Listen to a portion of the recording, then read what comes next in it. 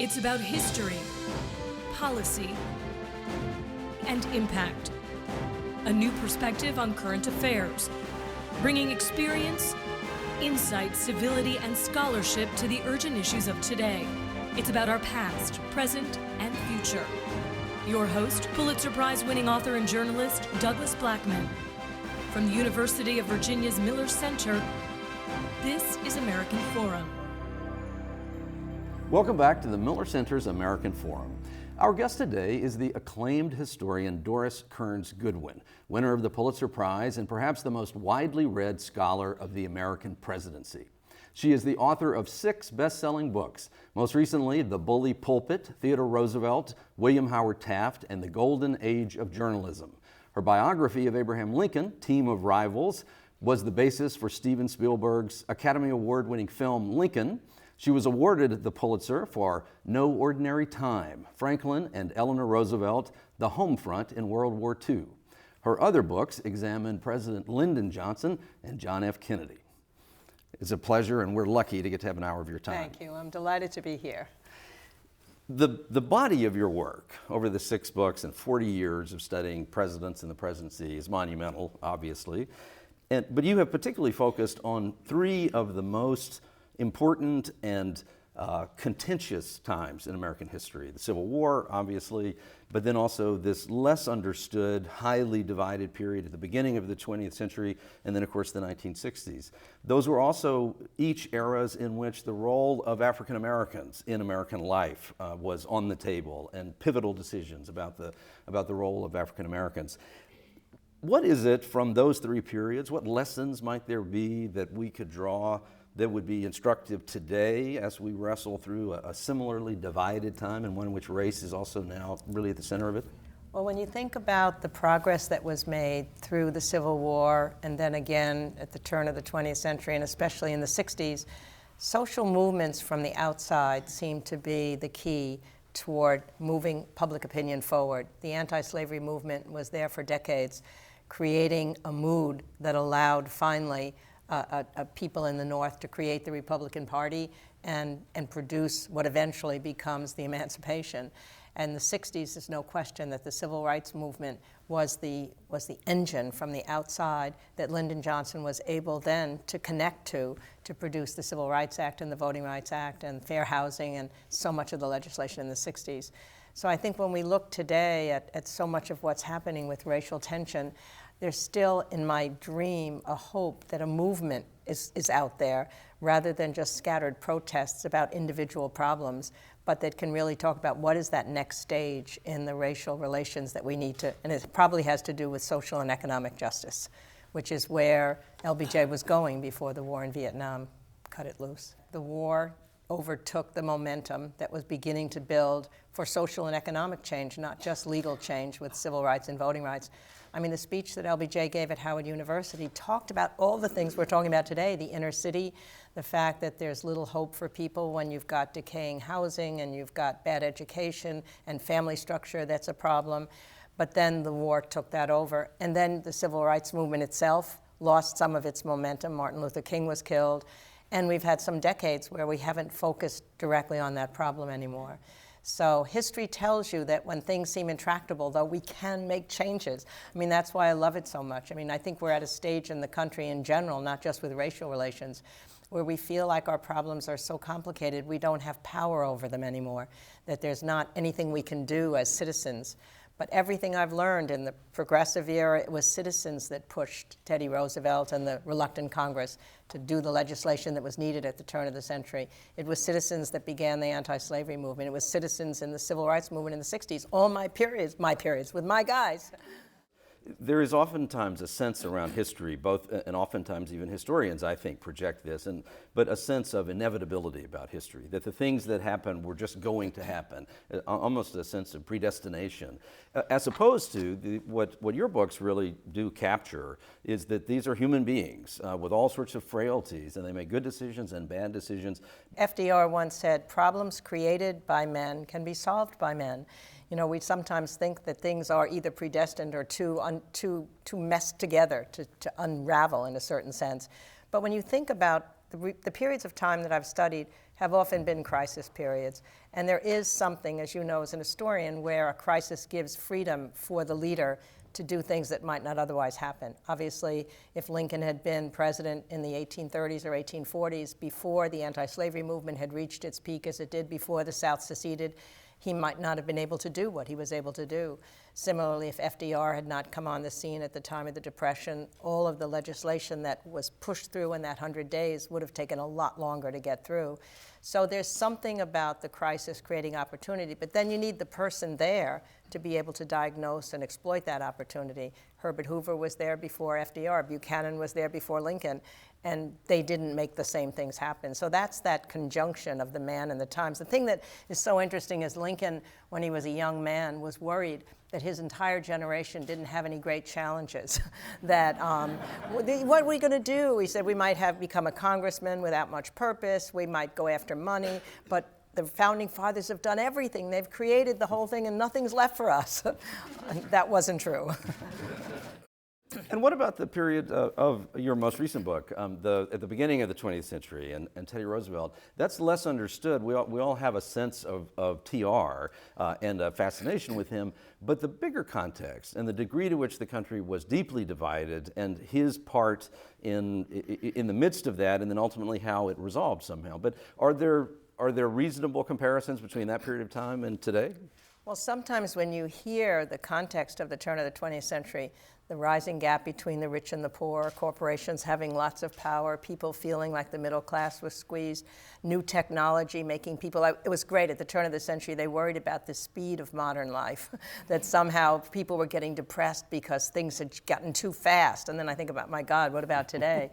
But the interesting thing is Teddy Roosevelt's one of the few presidents who is considered a great president, and he didn't have that extant crisis, but he saw the hidden dangers of that era in which he was living, where there was no workman's compensation, women and children were being exploited, and he was able to mobilize public sentiment. That's where the whole word bully pulpit came. It was his definition that the president has a power to preach to the country, and then the country can force or encourage the Congress to move. And he did actually do things that most people agreed upon, but it had just gotten stuck in the Congress being divided at that time.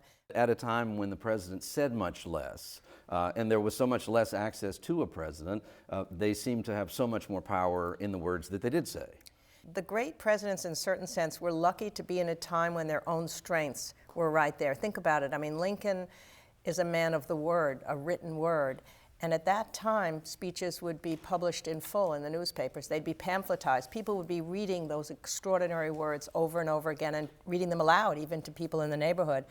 Teddy Roosevelt comes on when the mass market newspapers have just come into being, and he has that short, punchy language, speak softly and carry a big stick. He even gave Maxwell House the slogan, good to the very last drop. It is said that he drank 40 cups of coffee a day, but so there was something to that energy he had, right? But he knew how to capture headlines. He knew how to have colorful language, to be a fighting spirit. FDR comes along and has the perfect voice, that conversational voice for the radio. Reagan comes along and JFK, and they're perfect for television. I just saw something the other day about FDR. I read about a construction worker talking, I have to get home tonight. And they said, why? And he said, well, FDR is coming into my living room to speak to me. I've got to be there. So that was the power that, you're right, they didn't speak as often then. It wasn't 24 cable news. They weren't overexposed. In fact, FDR was asked at one point, he only had 30 fireside chats. He said less is more, that if I'm on the radio too often, my speeches will become routine and they will lose their effectiveness. And has that happened in the modern time? I mean, you've watched President Obama pretty closely and have something of a relationship there. Have we heard too much from him, even though he is a very charismatic person in person? I think the problem now, the bully pulpit is less powerful than it once was. Not only do we hear too much, perhaps, and we see them too often, so their words don't have that special moment, but even when they give a major speech now, at least it used to be covered by 3 networks, and everybody pretty much would be watching it. Now you might be watching your favorite cable network. You'll only hear the part that they want you to hear. You may not hear the whole speech. You might hear the pundits, sometimes including myself, criticizing it before it's even done. And I remember after President Obama was elected the second time, and he did really try to have a dialogue on gun control, and it showed that a majority of the people agreed with the small measures that were being taken on background checks. But somehow that dialogue began. He was on television a few times. He went a few places with the people who were hurt in some of those incidents. But the next thing you know, we were thinking about something else. You know, we worry about Russia one minute, and the next minute it's Ebola, you know, and then it's the CIA report.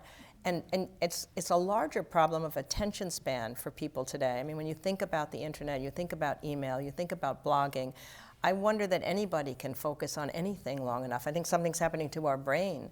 That's why it's so nice to go back to history and just remember those days when people wrote letters, you know, for 10 hours, you know, at night. My guys would write to their wives, you know, for 10 pages, 20 pages, and just that freedom and the leisure of thinking when you're writing a letter, as opposed to writing an email right now in the staccato form that it might be. What's that going to do to historians of the future? I don't know. I mean, I think 200 years from now, historians will know much more about us in a certain way. They'll see how we walked and talked. I mean, when we were working on the Lincoln movie, we only knew that Lincoln walked like a laborer coming home at the end of a hard day. We'd never seen him walking, but somebody said that in a note or in a memoir or in a diary. We knew how he spoke because somebody described it.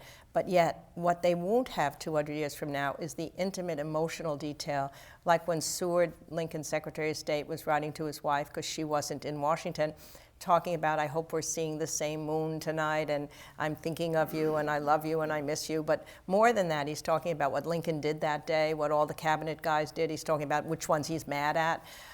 Nobody's taking the time to write diaries. I mean, they're afraid of diaries now because something can happen to them illegally, or to write letters. And even if it's email, it's normally not that intimate detail that we had. So I'm always going to go back in time. I don't think I could ever write about a current person. So speaking of Obama, he came into office really caught up in Lincoln stuff and repeated a lot of the sort of ritual, what now might be perceived as Lincoln rituals, embraced all that, loves the book Team of Rivals, asked you to organize some dinners for him at the White House, so I take it you've had some dialogue with him. But how do you rate him in terms of someone who set out to try to make use of the political genius of Abraham Lincoln? Well, it's interesting to think that one of the things he wanted to do at the beginning was to create a team of rivals, because he thought that Lincoln was smart to surround himself with people who could argue with him. And I think most famously, right after he won the nomination, somebody said, would you really be willing, like Lincoln did, to put somebody into your inner circle, even if his or her spouse were an occasional pain in the butt, who was a chief rival, of course, thinking of Hillary Clinton. And he then went right back and quoted Lincoln saying, I want the strongest, most able people in the country. Yes, I would. And when he put her in as Secretary of State, it seemed like, yes, he was going to make a team of rivals. He had kept the Republicans Secretary of Defense. He tried to bring in Judd Gregg from New Hampshire. I think the problem is now that it's harder to get people from the other party to accept, sometimes in positions of foreign affairs, to be part of your cabinet, because the division between the parties has become so strong that there seemed like traitor if you go to the other side. I mean, when FDR brought in Stimson and Knox, two top Republicans, to his cabinet on the eve of World War II, it was an extraordinarily good thing to do, because he got arguments about things. They had different points of view, and even they were considered traitors at the time, but the war allowed them cover to do it. So I think it's harder to govern today in both the bully pulpit sense that we talked about earlier and in really creating a team of rivals. And especially when you think about these guys in the team of rivals were writing these horrible things about one another in their diaries. If that came out today, the way they talked about each other in our modern press, the whole thing would blow apart. One of the most intriguing, powerful of the Oval Office recordings that were captured, in this case with President Kennedy, one of the ones that I find most interesting is at the peak of the Cuban Missile Crisis, and you're able to hear Kennedy getting input from this wide range of people around him, many of whom are in strong disagreement to his position and other people in the room. At one point he stops and calls President Eisenhower and tries to get advice from him. The thing most powerful about that for me is that in the end, particularly 50 years later, now that we really know so much more about what was happening in all directions, was that effectively everyone in the room was wrong. all of the advice President Kennedy was getting was wrong. And the only person who was even close was, in fact, Eisenhower, going on gut judgment. But then in the end, President Kennedy was willing to make a decision that actually broke with almost everyone in the room that turned out to be precisely the right thing. So it wasn't so much that he was getting the perfect advice, but this process of consideration. And I think what had happened, though, the mistakes that he made in the Bay of Pigs, he learned from. I mean, if you make a mistake, failure can be a great tool for you. And I think he learned not to rely on expert advice. He saw what had happened when he did that with the Bay of Pigs. So that was an incredible moment for him, I think, when he got to the Cuban Missile Crisis. He was a larger figure, having learned from that earlier failure. I mean, these tapes are still such great tools. I mean, the LBJ tapes are just without comparison. I love listening to those. I'll never forget once when I was talking to a man, Don Kendall, who ran Pepsi-Cola, and he knew LBJ. So he told me that when he first went down to the ranch, LBJ asked him to come visit him about something because Nixon was becoming president and wanted to have this guy Kendall talk to LBJ about some controversial matter. So I said, I get to the ranch, Johnson's working on his memoirs. He says, oh, these memoirs, I'm not having any good time with them at all. The only ones that are any good are where I had this little taping machine in my Oval Office. I used to press a button and I have verbatim conversations. Those chapters are coming out great. So you go back and tell your good friend Nixon as he starts his presidency, there's nothing more important than a taping system. Perhaps President Johnson actually had something nefarious planned there. Perhaps he saw into the soul of President Nixon better than the rest of us. It could well be the case. In terms of President Obama and the Lincoln comparison, not to overdraw it, but the other thing that strikes me as worth observing as a historical comparison is the fixation that we have today on the popularity of presidents, the sort of moment-by-moment popularity. I mean, you know this, we all know this to some degree, but Lincoln was elected in 1860 with 39% of the vote, I think. I mean, that makes President Obama's approval ratings today look pretty good compared to Abraham Lincoln. And yet we have the sense that because there is dissatisfaction, that's the definition of a failing president. And the same was applied to President Bush at the end of his tenure. But has that distorted in ways that are not constructive the way that we perceive our presidents, their ability to lead? I think it probably has. I mean, I think those continuing public opinion polls, level of satisfaction, is the guy doing a good job on the economy? Is he doing a good job on foreign affairs? And it does then become a common conversation about the president as if he's losing power, even if you can't translate those public opinion polls into power. The only reason public sentiment matters, and it does matter. I mean, Lincoln said, with public sentiment, everything is possible. Without it, nothing is. So public sentiment matters, but that's different from public opinion poll. It's how the people are feeling about issues at the time and how you can mobilize them to get changes in the country that you want to have and how you can influence Congress with them. But I think we have become much too concerned. And I think presidents even today, they not only worry about their popularity, but they also worry about their legacy the minute they get in there. You know, it's become a little bit too much. You feel that they're looking at all the pictures on the wall. Where am I going to stand with these guys? Time will take care of that for them. They better just govern as they are right now. And we have a journalism today that encourages all of this, that perceives the day-to-day events of the White House and of every president as essentially a horse race, and almost as if there's a new election every day. The media, I think, even though I'm sort of part of it, encourages this idea, partly for theatrical, dramatic purposes. But so where does the media fit into, and specifically the people who cover the White House and the president? Well, you know, the thing that makes me sad after just having lived for 7 years with Teddy and Taft, I mean, I do feel I live with these guys after a while. I wake up with them in the morning. I think about them when I go to bed at night. Is your husband jealous of them? Well, he thinks these are pretty great guys to be sharing me with, so it's okay. But I think about the media during the Progressive era, for example, and what an extraordinarily positive role they played. Ida Tarbell and Ray Baker were given 2 years of research time to come up with their huge monumental series on Standard Oil or on the railroad abuses. And those series mobilized public opinion. They helped Teddy Roosevelt to get the good legislation that most people now would look back on was right to be passed. Where would that happen today? Where would somebody in journalism be given 2 years to research without writing a single word? who would be reading the pieces that they've written? They were 30,000 word pieces, and people were gobbling them up in these magazines. We wouldn't take the time to do that now. And I worry that what used to be investigative reporting has now become entertainment reporting, and that there's such a need for swiftness on the part of journalists. They're trying to beat the other guys especially with the internet, that the depth of reporting that we need, it's still going on. Obviously, there are pieces of it out there, but I'm not sure if you're a young journalist today that that's what's being rewarded in the same way it certainly was back then. And instead, this focus on the personalities of presidents themselves and the people around them. Another aspect of your writing consistently, and I think really you probably played as large a role as any other writer or historian in terms of advancing the idea that understanding an important figure in history is about much more than just them, or the policies that they adopted, or the things that they did, but the spouse, the children, the larger contact, the spouses and children of the other rivals, the other people who were there. And your books have been these rich social fabric histories around these figures.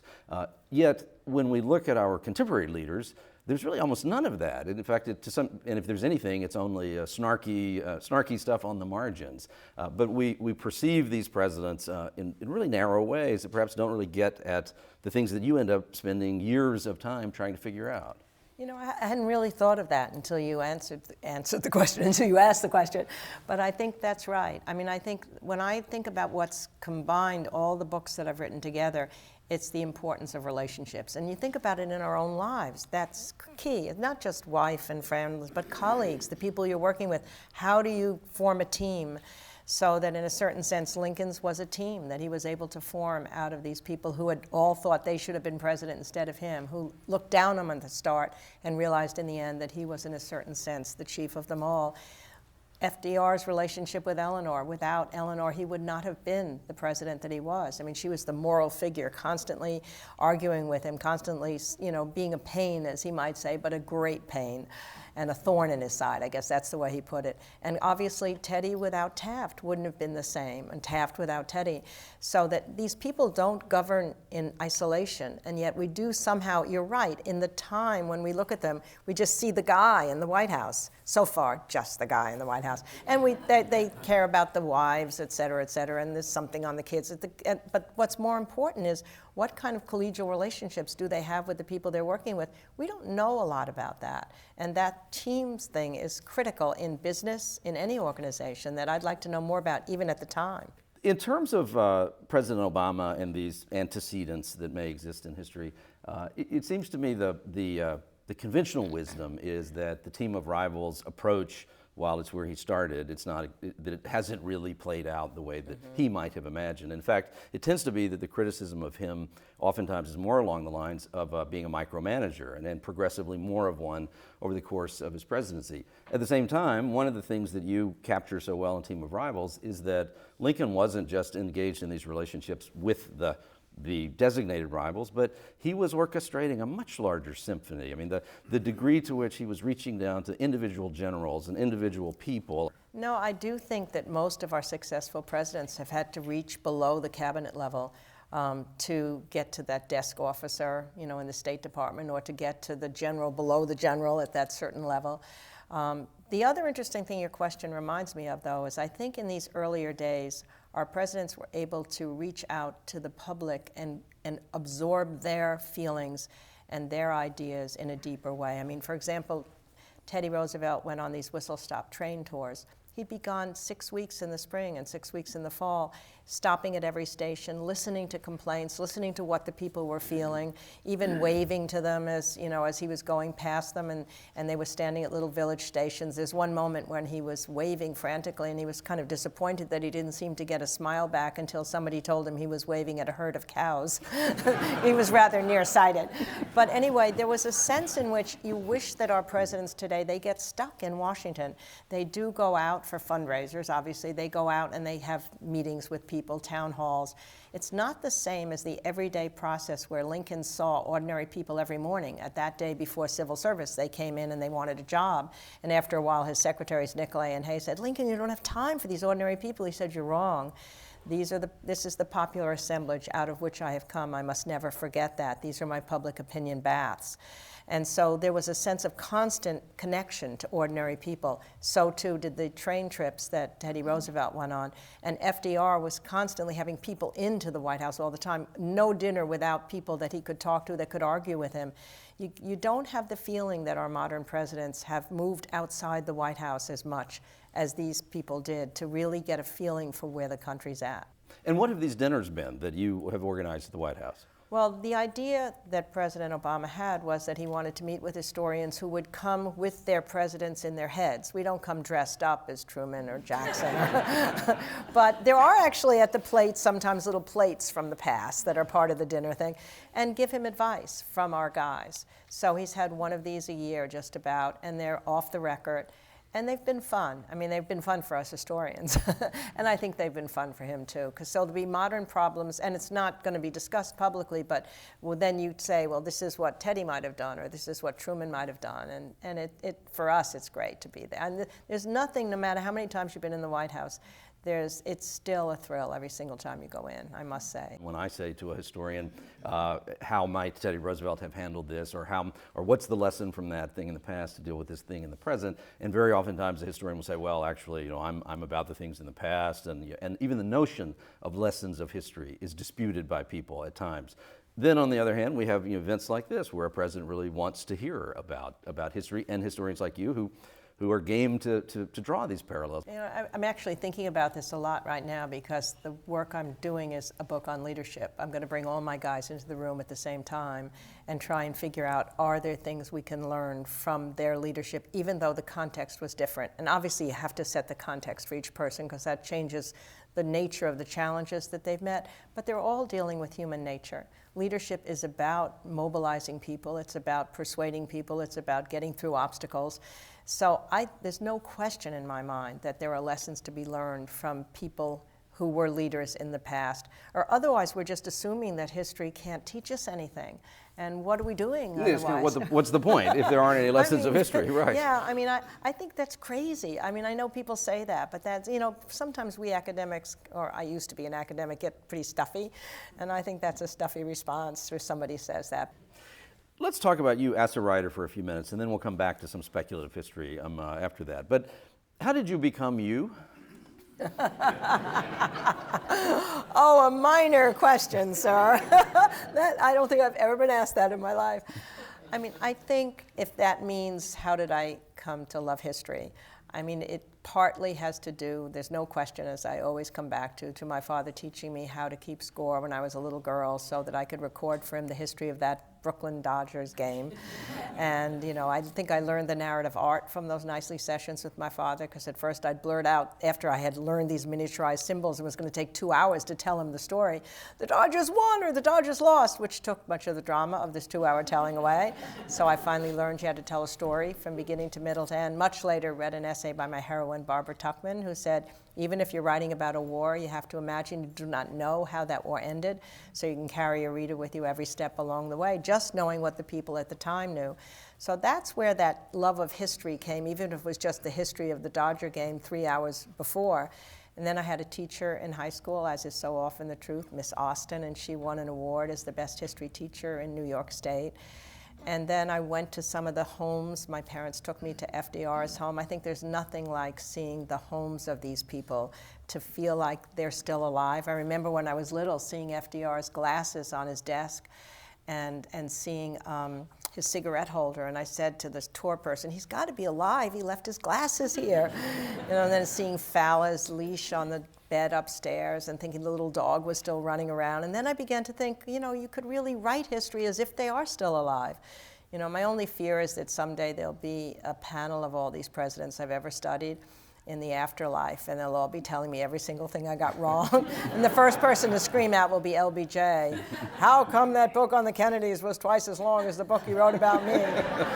But speaking of LBJ, how I became what I became, there's no question that that experience of being a White House fellow when I was 24 years old, working with LBJ, being with him on the ranch to help him on his memoirs, listening to him talk, having hours with him that I would never have had as a young person is what turned me into a presidential scholar. My PhD was in Supreme Court history. I might have been a Supreme Court historian, which would have been fine, but probably not as much fun as this has been. It's so interesting, two of the things you said, particularly the last one, that time as a White House fellow. I'm struck often these days by, there is a perception in society now, particularly that young people, I think, absorb, and I begin to sound like an old man when you start saying young people, but it's interesting to me the way, how difficult it is for many people to embrace that something is important. You know, there's just sort of there's a reluctance to take something really seriously. Even the visit of a presidential candidate, or why a Senate race is really important, or that principles really matter. It seems that it's harder and harder for young people to grab on to that there's really something consequential about what happens at the White House. And obviously that experience that infused you with that sense of that this stuff really, really matters. But you know, the interesting thing is, when I was a young person, I probably didn't realize it as much at that moment. I remember sometimes when LBJ would want me to talk to him at night because he'd be lonely, and I had a date, and I'm thinking, oh, do I really want to talk to this guy at night instead of going out on a date? And I think, thank God, most of the time I said, yes, I will. But you know, your perspective is somewhat undone at that time. You know, it was really later that I realized what a privilege it was, because he was vulnerable in those last years of his life. He knew that the war in Vietnam had cut his legacy in two, but he knew what he had accomplished in civil rights. We're getting it now. I mean, that's the thing that makes me sad. If only he had lived long enough to see 50 years later that the Civil Rights Act and the Voting Rights Act and the Fair Housing Act and Medicare, I mean, he left his stamp on the country. But at that time, he was so sad that he spent hours talking to me that he never would have if I'd known him at the height of his power. So I just happened to be there, luckily. And it was perhaps that I was a young woman. It was perhaps that I was loving history. Whatever it was that allowed him to choose me to spend so many hours with. Sometimes I think it was just because I loved listening to his stories, you know, and they were so incredibly interesting, even if I discovered later that half of them weren't true. So I think part of it was that he liked the fact that I liked listening to his tall tales. I also worried that part of it was that I was a young woman, but and one day he took me to the lake saying he wanted to discuss our relationship, which sounded ominous because the lake was called Lake Lyndon Johnson, and we had wine and cheese and a red check tablecloth, all the romantic traffic, and I thought, oh my God, here it comes. And he started out, Doris, more than any other woman I've ever known, and my heart sank. And then he said, you remind me of my mother. It was pretty embarrassing, given what was going on in my mind. Suddenly you realize you actually kind of did want him to be interested in you. Right. I mean, this was terrible. How dare you? The other really incisive thing that I think you've just been talking about is your recognition of the importance of story, particularly for historians, I think. And but not just that.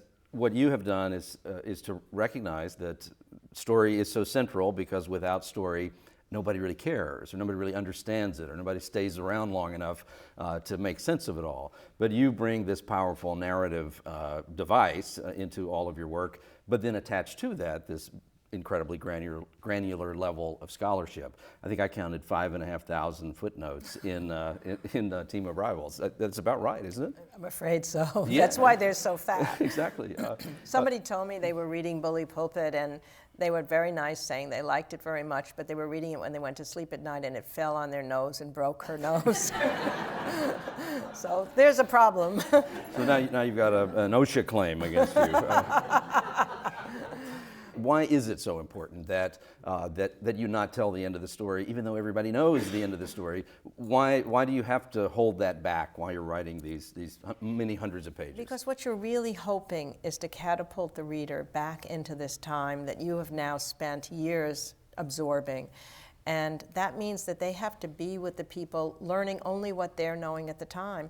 If you constantly tell them what we already know and it drags them out of that moment, they're not living with the person. I mean, the real hope is that when Lincoln dies, people will feel sad. I mean, the nicest thing people have ever told me is they didn't want to finish the book because they knew he was going to die. And I feel that way too. When I'm reaching near the end of the book, I get sad because I know I'm not going to be living with this person anymore. And each time I move from one person to another, I feel like I'm betraying the one from the past. I have to move his books out of the room to make room for the next one, and I think I'm being disloyal.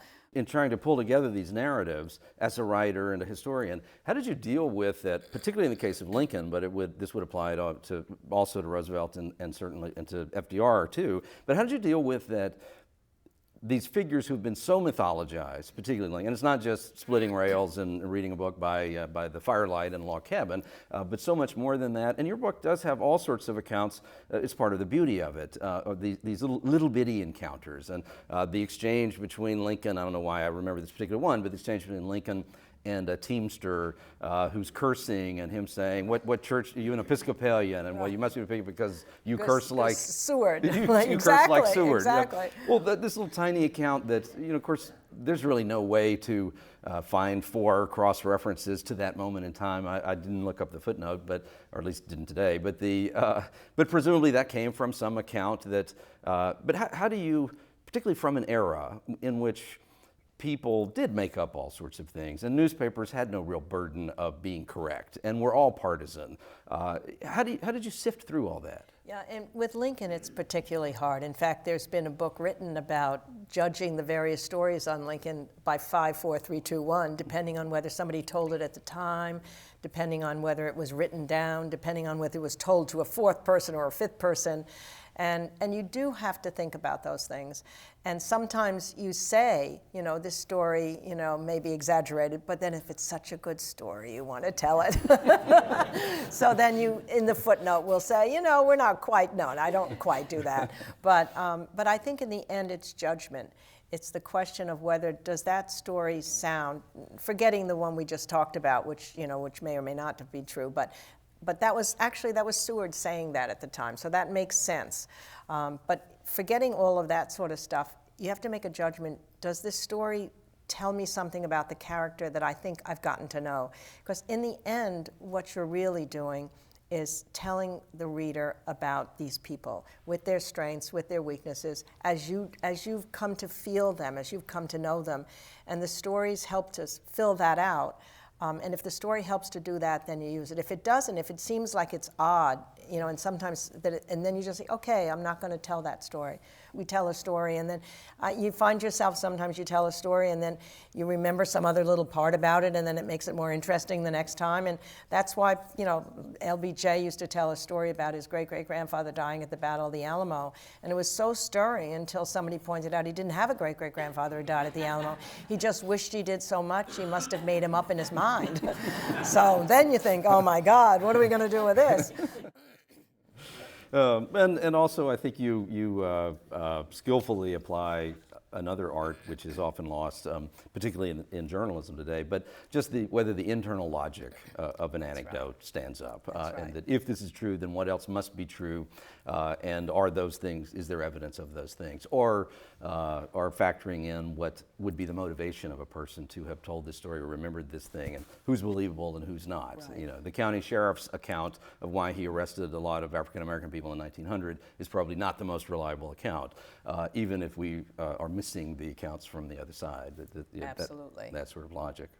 Let's go back to talking about leaders. And some of this work that you're doing now, and the notion of whether the nature versus nurture argument about great leaders. I mean, was Abraham Lincoln born destined to be this spectacular figure, or was it those long nights reading the book in the light of the fire? Well, I think thinking of Lincoln, it's really interesting because obviously there are traits that he's born with. Intelligence, with that artistic capacity, is probably an inborn trait.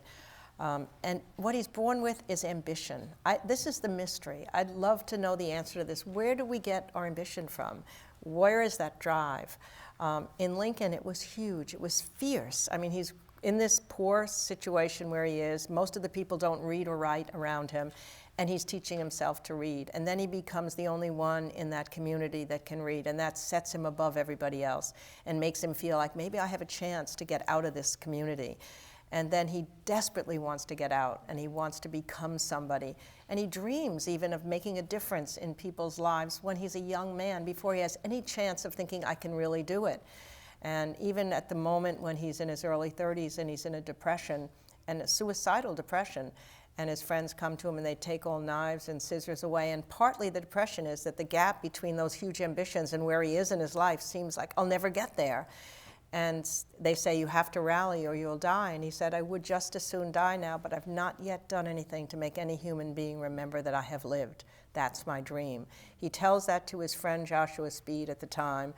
And then years later, when he signs the Emancipation Proclamation, Speed comes to the White House. He said, well, finally, I think my dream has been realized. So where does that come from, that mysterious desire and drive that you want something in your life and you have the perseverance? Almost all my guys have identified themselves early as a leader somehow. Even Teddy, when he's with his family, he's the one who's telling stories to his siblings, even as an asthmatic kid. He's the one who's leading them in games. But then usually something happens to test them, some adversity. I mean, Lincoln's whole life was filled with adversity. Teddy loses his wife and goes out to the Badlands and becomes a different person in a certain sense. FDR has polio and becomes a different person. So there are things that you can see that have formed them, but in some ways it's still going to be a mystery as to why somebody drives themselves to want to become one of these characters. And how do you see any of our contemporary presidents in that same regard? Well, you know, I think that the question today is what it takes to run for the presidency may be different than what it takes to govern us now. I mean, it takes a certain understanding of the tactical skills of campaigning. It takes understanding caucuses, understanding how to raise funds, how to get money. And that drives a person. And then once they get there, are they still dreaming the same dreams that a Lincoln had? Maybe they are, but I think it's much harder to achieve those dreams. When we look at our recent presidents, I mean, it's a complicated thing, but again, I'm going to go back to that optimism of earlier on. Just because things seem tough right now and it seems like nobody can get anything done in Congress and they can't agree with one another, and who would ever want to be a congressman or a senator today when they're not accomplishing something they can possibly tell their grandchildren, I was there when that civil rights bill passed, and yet this fever will break. Something's going to happen. I got to believe that the country will start dealing with its problems again, as we have before. Somebody said to FDR once, why would anyone want to be president with all these horrible decisions you have to make? He said, what? Why wouldn't everybody should want to be president? It's the greatest job in the world.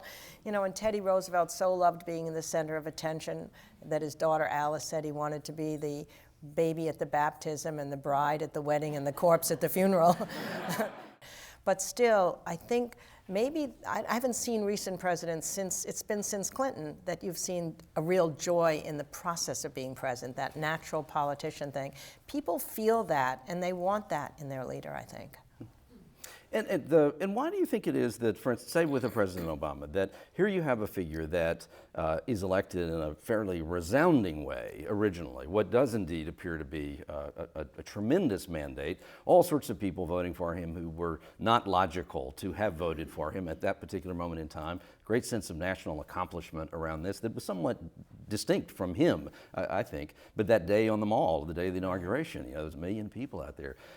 And yet, in just like what seemed to be the blink of an eye, this was a president who was in distress and under attack, even sort of before anything had happened. I mean, does that say something about the schizophrenic quality of the American people? And is that a new thing, if that's the case? Well, there certainly was, I think you're right, and you've probably thought about this more than I, but there was a sense that America felt good about itself in electing its first African-American president, as I hope someday they'll feel good about themselves electing their first woman president. So that there was a sense in which this was an accomplishment in itself. And maybe it was apart from Obama and how, as you suggest in your question, how they actually felt about this person, although this person did seem to be somebody on whom we could all project a liking during that campaign and a feeling good about ourselves, that we had moved beyond some of our racial prejudices. Probably those prejudices still remain, as we've seen in these last years, and they're going to take a lot more time and energy to still come to the surface and be dealt with. And the election itself didn't do what we might have hoped it would have done in terms of ending that racial divide, as we're seeing so sadly right now. So it's a complicated question, but I think there will be, when history looks back, the fact that the first African American was elected will be a moment in history, no matter what, and a good moment. How do you react to the oft-made assertion that things are more toxic in our politics today than ever, that it's nastier and dirtier and crueler than at any point in the past? And I'll cut you off first. Almost every historian first gravitates to you're forgetting the election of 1800 and bad, nasty things Thomas Jefferson said about da-da-da-da-da. But skipping past that, but in a broader sort of way, how do we compare in terms of the level of acid in our national discourse compared to past times? I'll tell you, I think in my lifetime, I won't go back to the revolvers on the floor in the Senate in the 1850s, because I agree with what you're saying. In my lifetime, it's more toxic than I've seen it, and I think there are some reasons for that. I mean, even during LBJ's time, so we're talking 50 years ago, the congressmen and senators used to stay in Washington on the weekends. They weren't racing home to get funds for their campaigns, for these increasingly escalating costs of campaigns, which I still think is the poison in the system today. They formed friendships across party lines. They played poker together. They drank together. So when Johnson needed to get Dirksen, the Republican minority leader, to go with him on civil rights, they had a friendship that he could build upon. Things weren't as transparent then. He could offer him all sorts of things, dams, public works projects, bridges.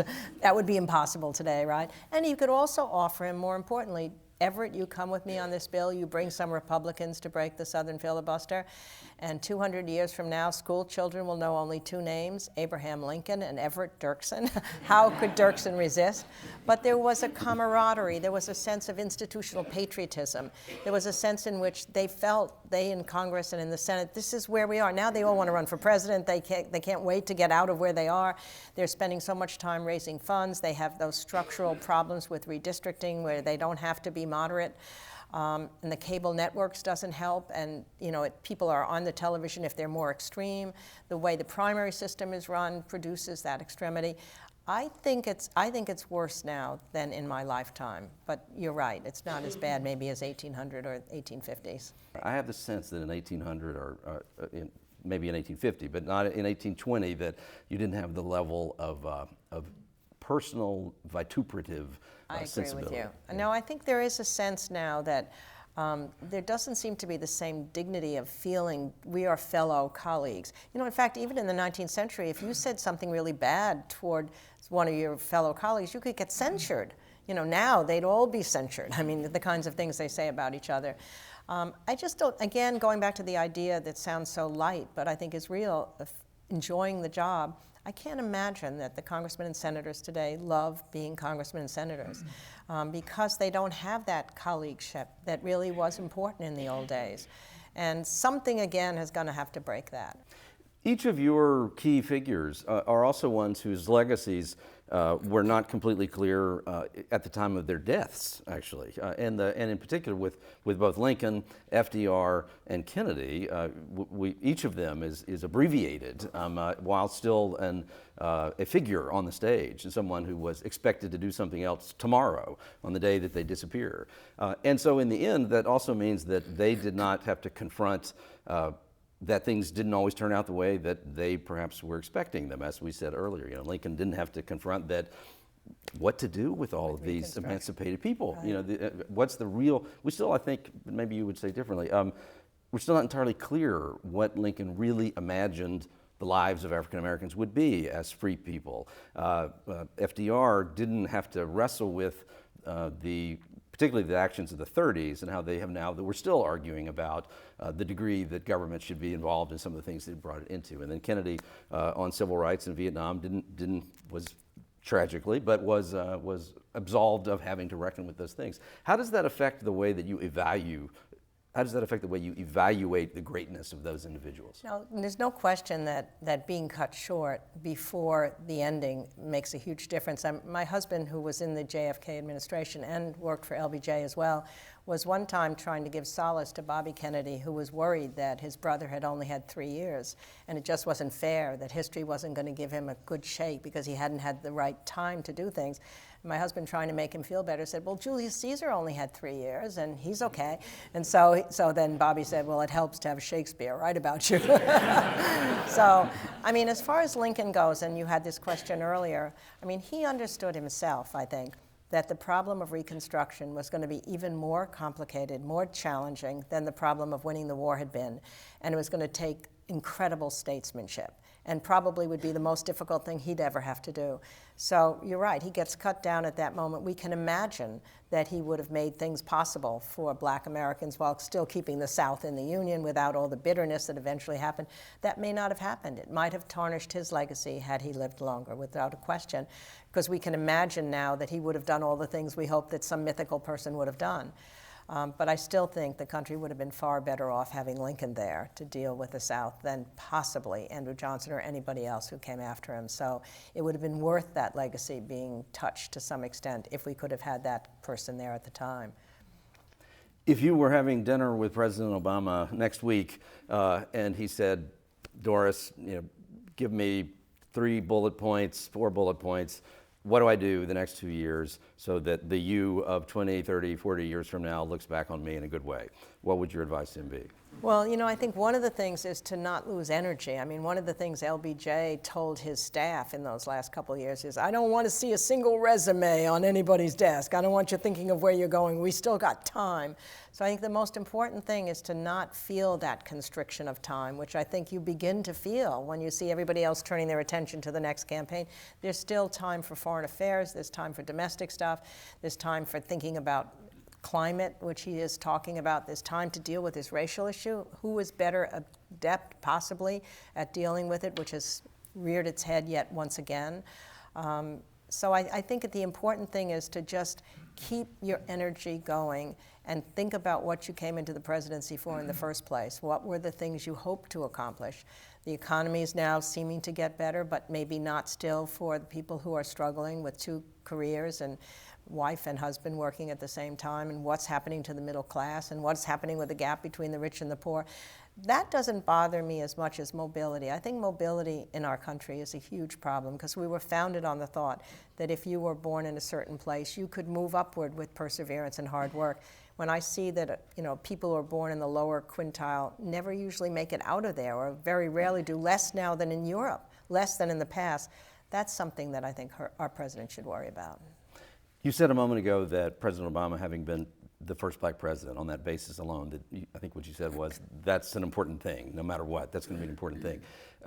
His advocates would say first Black president, passage of national health care legislation after 50 years of discussion about it, that just on the basis of those 2 things, I think you could also throw in that what were probably the right decisions at the very beginning of his presidency, along with President Bush, in terms of the financial crisis.